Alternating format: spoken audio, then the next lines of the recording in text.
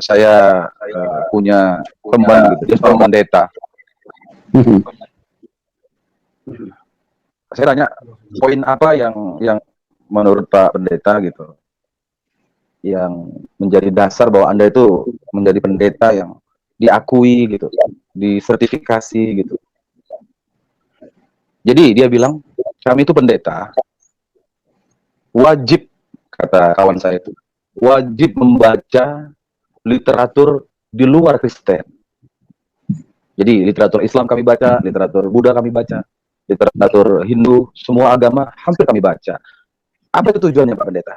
Tujuannya supaya kami ini tidak mencaci keyakinan agama lain. Nah, saya katakan ini menarik kenapa? Karena budaya yang seperti ini tidak ada di dalam Islam, Pak. Seorang ustadz mempelajari atau membaca Alkitab. Wah, itu masih bisa dihitung jari. Jadi saya ingin gitu ya kan, kedepannya kita ini para ustadz ya, melalui media ini, coba jangan alergi gitu dengan kitab suci agama lain. Baca itu semua. Supaya tidak lagi merasa diri paling benar. Kita yakin yang kita yakini itu benar, tapi kita tidak boleh paling benar itu. Ketika kita sudah merasa paling benar, timbul egoistis. Timbullah merasa diri paling baik, paling soleh. Nah, sehingga apa yang orang lain buat, yang orang lain sampaikan, ketika tidak sesuai hati, kita hapus begitu. Kita take down gitu bahasanya. Nah, ini kan menyembunyikan satu kebenaran. Kebenaran itu tidak ada yang absolut. Kebenaran itu bercabang. Maka perlu dia didiskusikan. Karena agama tidak bisa terlepas dari yang namanya sejarah. Agama itu sejarah. Nah, kakek saya selalu bilang bahwa tidak ada sejarah yang lengkap.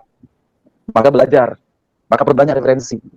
Nah, kalau seandainya kelainan pendapat atau pandangan-pandangan yang berbeda itu dihapus begitu, itu seakan-akan kita itu kembali ke zaman jahiliyah lagi, di mana hanya dia yang paling benar, hanya ini yang boleh bisa ada, hanya ini yang sampaikan, yang lain nggak boleh masuk. Inilah yang kita harus sikapi secara bijaksana, Pak Yusuf.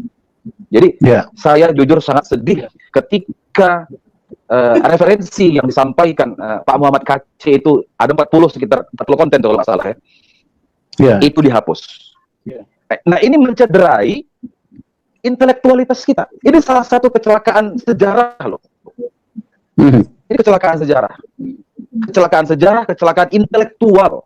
Ketika kita menghapus konten yang bermuatan imani.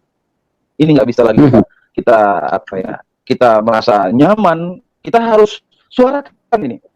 Bahwa konten-konten keagamaan itu yang memang bisa dinikmati oleh konsumen yang seagama, seakidah, mohon biarkan itu apa adanya.